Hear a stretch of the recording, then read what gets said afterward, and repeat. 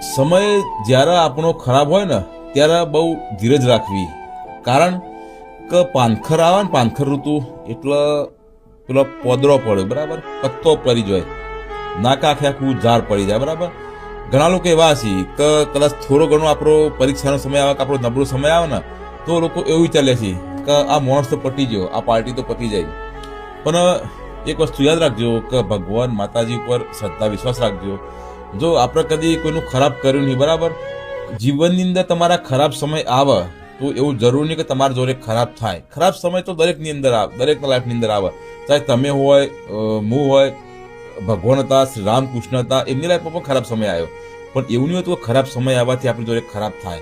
પણ ખરાબ સમય ઘણી વખતે આપણને આપણી પોતાની જે કેપેસિટી છે કે તમારી પોતાની ઓકાત કેટલી છે, તમે એકલા શું કરી શકો, એ આપણી પોતાની ક્ષમતા પારખવા માટે કુદરત આપણને મોકો આવતું હોય કે તમે એકલા શું ઉખાડી શકો. અને ઘણી વખતે ખરાબ સમય એટલા માટે પણ આવતું હોય છે કે સાચા વ્યક્તિઓ કોણ એ કહેતા કે અસલો ઉખણ તો પાનખરની અંદર જ થાય, બાકી ચોમાવું હોય ને એટલે બધે બધું લીલું જ દેખાય તમને. એટલે ખરાબ સમય આવે તો ક્યારેય ડરવું નહીં, ડગવું નહીં. ઘણી વખતે બહાદુરી શાની અંદર હોય છે કે ખરાબ સમય જ્યારે પણ તમારો આવે, બરાબર, એટલે ઘણી વખતે ખરાબ સમયમાં થોડો ટાઈમ માટે ચૂપચાપ સહન કરીને શાંતિથી બેસી રહેવું એ જ આપણી મોટી મોટી બહાદુરી હોય. ખરાબ સમયની અંદર આપણે ખાલી સર્વાઈવ કરવું ને એ જ મોટી બહાદુરી હોય છે, બસ, બીજું કોઈ નહીં. બાકી કહેવાય કે દિવસ ખરાબ છે, આપણી જિંદગી ખરાબ નહીં હોતી, પણ આપણે લોકો ઘણી વખતે વિચારી લઈએ કે મારી આખી જિંદગી ખરાબ છે.